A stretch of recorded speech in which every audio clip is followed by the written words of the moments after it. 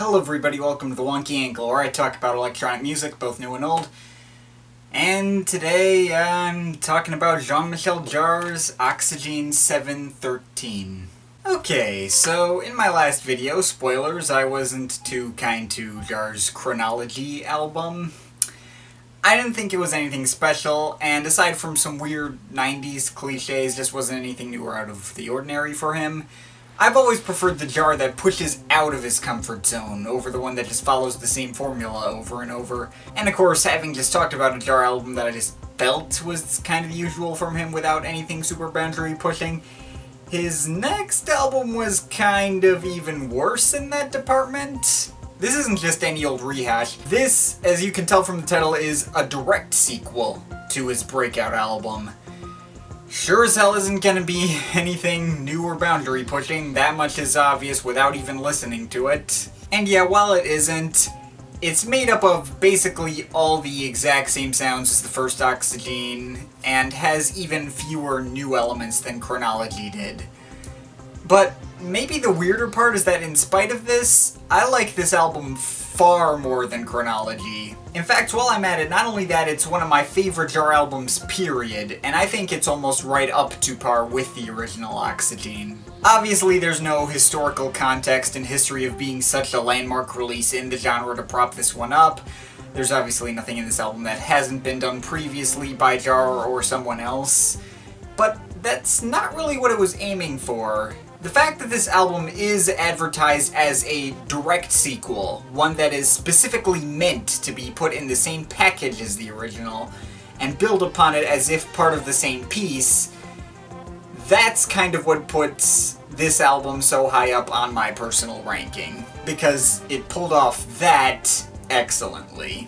It very much sounds like a continuation of what the original was doing, picking up right from where that one left off, and building new ideas on it that set itself apart as a well-executed experience in its own right. And while I think it works very well as its own thing, it's also very much a part of the original as well. They can be listened to back to back and feel like they flow together naturally. And it doesn't hurt that I like nearly every track on here about equally as well. So, individual tracks. Part 7 more or less sets off right where the last album left off in a piece that starts out very similar to Oxygene 2 and 4, but with a different set of melodies that are almost just as addicting.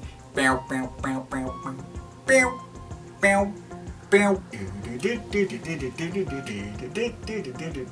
entire piece is a lot longer than either of those, though, mainly thanks to this extended ambient outro. Part 7 also happens to be the longest track in the entire trilogy, at 11 minutes, but it always feels like a fraction of that.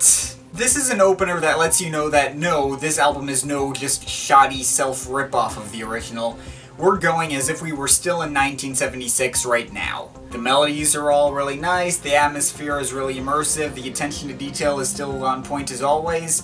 It feels like we're just listening to more Oxygene. Part 8, though, is where the album starts to branch off from the original, because even though the sounds and chord progressions are fairly familiar, it moves a lot faster than anything on the original. It's more trance-influenced. It has some nice melodies on top of that. While not the catchiest he's ever conceived, they're still pretty good. Do do do do do do do do do do do do do do do. And the track sets the tone for this album almost even better than Part 7 did. If I might digress with this track as well, thought it might be fun to bring up the Orbs remix of this track. That never got released as a proper remix because Jarre felt it was too far removed from the original, so they just released it as their own original single, Toxygene. I'll admit that Jarre is kind of entirely correct about the track sounding nothing like Oxygene 8, but ironically I think the melody on Oxygene is kind of more addictive than anything on this album. I love that track for very different reasons that I love this album, though, so I digress. Whatever, going back to the album proper, Part 9 is probably my least favorite track, being a less impactful variation on sounds from Part 1 and 3 from the original. But it still brings in this Mellotron sound at one point in the middle, which I really liked. And from there, we move into the second side of the album. Or, well, it doesn't really have sides this time, because this came out after CDs were a thing. and 9 just leads straight into 10 now. But this second half of the album is primarily composed of this mini-suite of parts 10 through 12, which to me comes off as a very similar move to that of Equinox parts 5 through 7. It's kind of keeping up the same fast pace and driving beats throughout, 2 more thematic and melody-driven parts bookending a part in the middle that's more rhythmic and strange. They don't flow into each other quite as seamlessly as the above-mentioned Equinox parts, because there's little small pauses in between each part to more clearly mark the beginning and ending of each part here. But even with these pauses, they still flow together pretty dang well. Part 10 is probably my favorite of this mini-suite, with the main melody sounding like it's being played on this synth equivalent of a French horn or something.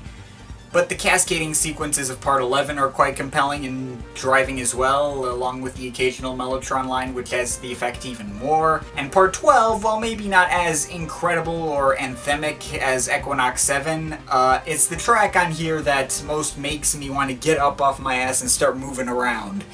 It feels like the opening moments of Magnetic Fields Part 1, except done even better. And finally, Part 13 is the slower and more drawn-out closer to mirror Part 6 of the original Oxygene. I actually think I like the melody of Part 13 more than Part 6's. It's not as catchy as Part 6, but it's more dynamic and emotionally rewarding for me.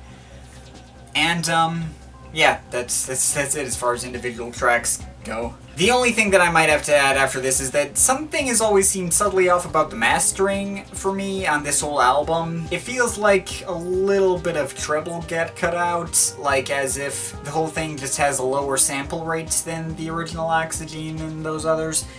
And I'm just going off the original 1997 CD version here. I mean, it's a really subtle issue. It's the kind of thing that feels like if I were to find a higher quality version elsewhere, or if I just play it on the CD directly, it's okay, but I don't know. I'm starting to wonder if this might be an issue with the original recording, but maybe it's just me. It's hard to tell. Now, overall, sure, there's not a single original sound to be found on this whole album, but if you're going to blatantly rehash your old sounds and themes like this is a much better way to do it than Chronology did. He's warning people in the album title that this is exactly what he's doing, and he's making sure he lives up to the legacy of the original that he's retreading. Every sound on this album is made to resemble those on the original 1976 recording. It feels like this could have been released at the same time, and listening to both this and the original back-to-back, as I said, it's nearly seamless. It's a true, fully realized sequel in every way. Now sure, this doesn't apply to the entire trilogy. Oxygene 3 went for a different approach entirely, so the entire trilogy doesn't play seamlessly. And the reason I mention that is because I'm going to have to link the entire Oxygene trilogy in the description, because this is the only way you can listen to this album on Spotify. But I still think you can listen to the entire Oxygene trilogy in one go if you like, and it would work really well. Feel free to start with Part 7 and play this volume out of context, or go through all 3 in one go. Either will work fine in my opinion. So yeah, not much else to say on the subject of this album. Oxygene 713 accomplished everything it set out to do, and it's one of my favorite releases from Jarre, period. So yeah, I'm overall feeling an 8.5 out of 10. But of course, this is just my opinion. You can feel free to disagree with it, but I'd like to hear your thoughts, so leave the comments in the comment thing down there. Shout out to my Patreon supporters. They're awesome people. If you want to add yourself to that list or make me review something, a link to my Patreon is in the description. But yeah, that's pretty much it. That's all for today. See you next time.